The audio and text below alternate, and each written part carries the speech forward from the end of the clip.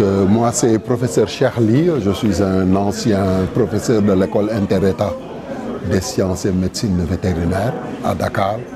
Et ensuite, j'ai travaillé pour la FAO au niveau du bureau régional pour l'Afrique. Et j'étais en charge de l'élevage et de la santé animale.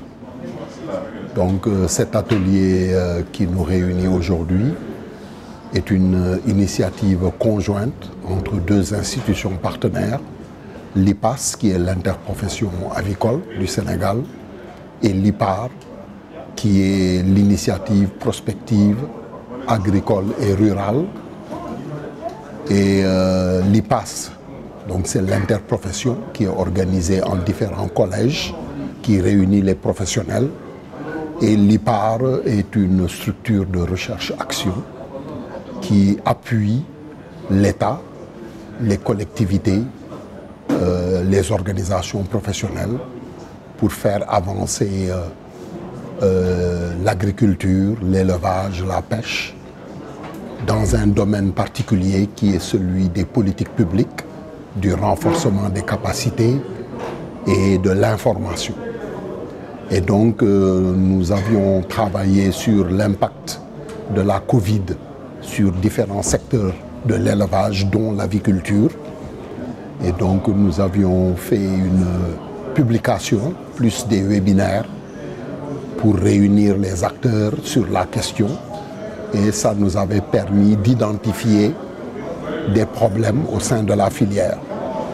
À la suite de ce travail, nous avons été contactés par le Forum africain de la recherche agricole, qui est une structure affiliée à l'Union africaine, qui est spécialisée dans la recherche et qui avait un partenariat avec le Centre européen de recherche, basé à l'Université de Bonn en Allemagne.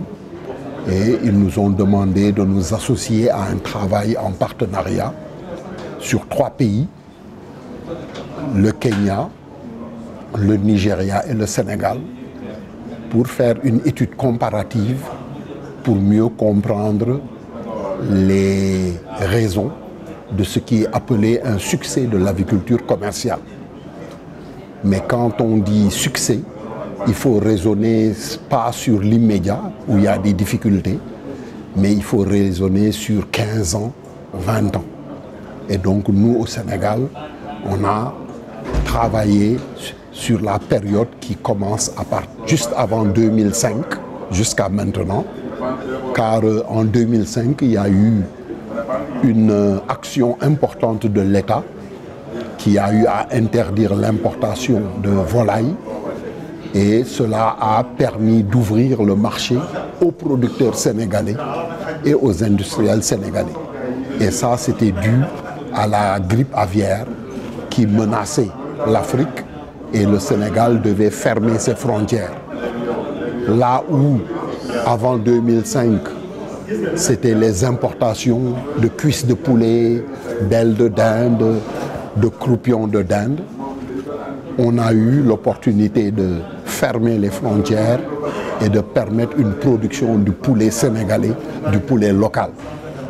Et donc nous avons travaillé pour essayer de comprendre, en plus de la fermeture de la frontière, quels sont les autres éléments qui peuvent expliquer le succès. Et donc cela nous a conduit à dire qu'il n'y a pas que la fermeture des frontières qui a permis à la filière de se développer, il y a eu d'autres facteurs importants. Parmi ces facteurs, il y a la présence d'un secteur privé sénégalais dynamique et des Sénégalais qui ont investi dans la filière, souvent avec leur propre argent, mais également en bénéficiant de crédits de différentes structures destinées au crédit en destination du monde rural. Il y a eu également un encadrement de l'État, en particulier avec le Centre national de l'aviculture, la direction de l'élevage, qui ont beaucoup accompagné et appuyé. Et j'ajouterai également la direction des services vétérinaires, qui a vraiment appuyé sur le plan de la santé animale. Car vous savez, les maladies sont importantes dans tout élevage intensifié. Donc il y a eu d'autres facteurs tels que la compétence des techniciens sénégalais. D'ailleurs, beaucoup sont à l'étranger, permettent à certains pays de développer leur aviculture. Et ici, on a vraiment une base liée à la présence de l'école inter-État des sciences et médecine vétérinaire qui met sur le marché de l'emploi beaucoup de vétérinaires qui ont une compétence. Mais on a noté également que beaucoup de ces acteurs privés avaient une gestion relativement bonne. Ils comprenaient les cycles d'investissement pour gérer les coûts, réinvestir, améliorer le matériel, respecter les techniques de production pour avoir de bons produits. Et c'est ainsi que pendant des années, le poulet consommé au Sénégal était un poulet produit localement.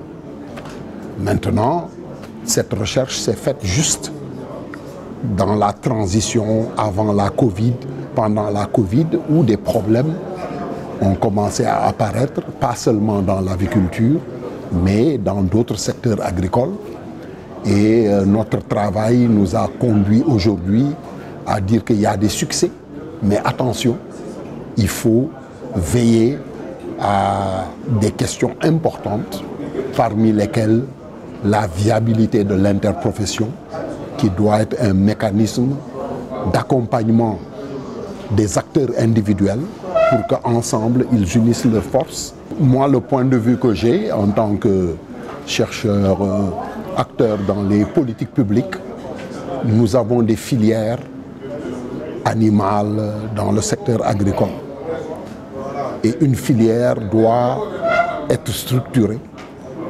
Il faut tout faire pour qu'il y ait une bonne intégration horizontale, c'est-à-dire les gens qui sont dans différents secteurs soient unis, mais il faut aussi une intégration verticale pour que les produits quittent le champ, le poulailler, l'étable pour aller jusqu'au consommateur et aller de la ferme jusqu'au bol, ou bien de la fourche jusqu'à la fourchette, ou bien du poulailler jusqu'au plat du consommateur.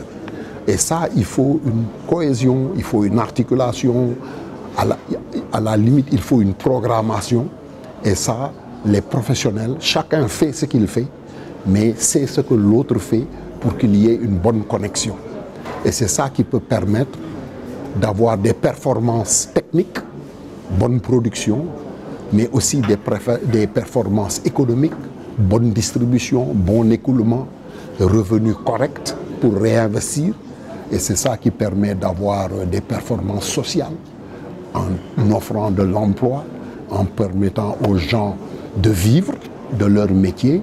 Et cela a de bonnes incidences sur les performances macroéconomiques du pays, parce que plus vous produisez du poulet local, moins vous importez, plus vous créez de la richesse, et cela contribue à la valeur ajoutée au niveau national, et ça permet d'enrichir le pays. Donc notre travail nous a permis de mieux identifier les facteurs de succès, mais de les mettre dans un contexte temporel assez long qui permet de ne pas se limiter aux épisodes et de voir aujourd'hui il y a des difficultés, mais si la filière tient toujours, c'est parce qu'il y a eu une longue période de succès. Et donc il faut que tout cela se fasse, et tout cela doit être appliqué dans le cadre de ce qu'on appelle le plan de relance de l'aviculture sénégalaise. Non, les perspectives, c'est ce qu'on a dit, que, comme ici, que les acteurs s'asseyent, diagnostiquent leurs problèmes en relation avec les structures de l'État, le ministère de l'élevage, le ministère du commerce, la recherche, diagnostiquer les problèmes, tout faire pour réduire les coûts de production, tout faire pour améliorer la productivité, améliorer les performances de production, diversifier la production avec des méthodes de transformation, proposer à la clientèle des marchés adaptés au goût des Sénégalais et accompagner les besoins de la population sénégalaise qui augmente, qui s'urbanise de plus en plus, qui a un revenu qui évolue. Et donc, puisque les produits animaux, la viande, les œufs, font partie des produits qui accompagnent l'enrichissement des familles et des populations, donc l'aviculture a des opportunités. Il y a une demande qui est là présente et qu'il faut accompagner. Et donc l'interpellation, c'est que les producteurs individuels produisent mieux et plus, que les transformateurs achètent plus des producteurs, transforment mieux et fournissent aux consommateurs des produits de qualité, c'est-à-dire qui sont sains, qui sont salubres, de bonne qualité hygiénique, bonne nutrition. Et à côté de ça, il y a tout ce qui accompagne. C'est l'État, c'est la recherche, les structures de formation pour renforcer la filière. Donc chacun a un rôle à jouer et parmi les institutions, l'interprofession qui est directement concernée a un rôle clé. Mais évidemment, elle doit être accompagnée et appuyée.